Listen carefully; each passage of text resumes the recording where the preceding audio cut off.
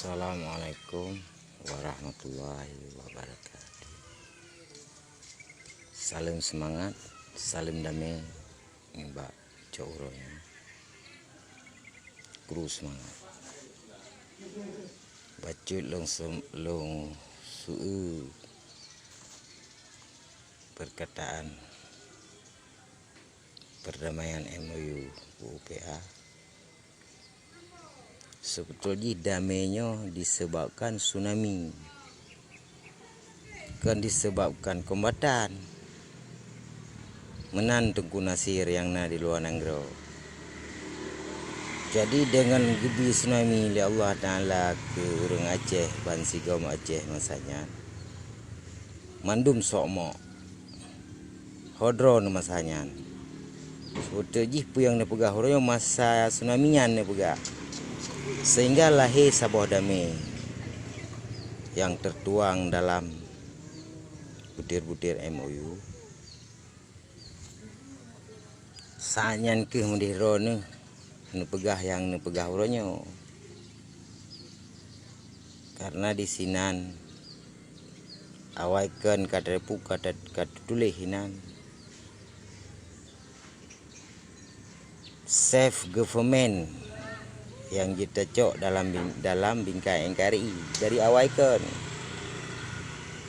Jadi kamu tim masanya mandum pakai orang yang tak pegah pulain. Orangnya untuk tak cok saya government mentang susah. Kiban nak cok merdeka. Lagi orang pegah. Pebah parlok.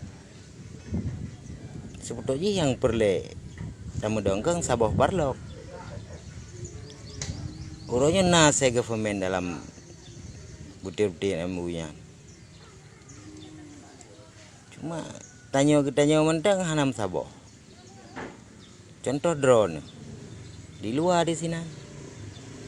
Ini memang butir drone bukan dua kena dalam. Ni ya dua di dalam lima Allah lagi mualim dua awai. Nah darah ni. Bahkan mau tebit dalam gudang perdamaian. Tapi menyono pegah haba di luar. Uronyo yang perlelong pegah, urung cerong cukup jai di Aceh, bahkan di dalam Facebook. Urung jujur, nah uronyo, ciwo saya kena dalam. Nyan mentang dari Long ke Tengku Nasir, Usman yang na di luar Nanggro, memang drone butoi. Ini pun ibu bangsa ni, baik di luar. Contoh lagi ni pegah dengan 20 nanyan maklumat Belanda betul. Urangnya baik le puplung bendera siat putren le baik le menan. Nuoro nu betul-betul. Nah darah ni. Bahkan mau tubit dalam gudang perdamaian. Mam Yohana kaji lagi yang mentang. Ile sementara. Assalamualaikum. Jak tamu saboh. Jak tak setet puyang kada, jak tak pugat puyang karla. Salim damai, tetap damai. Amin ya rabbal alamin.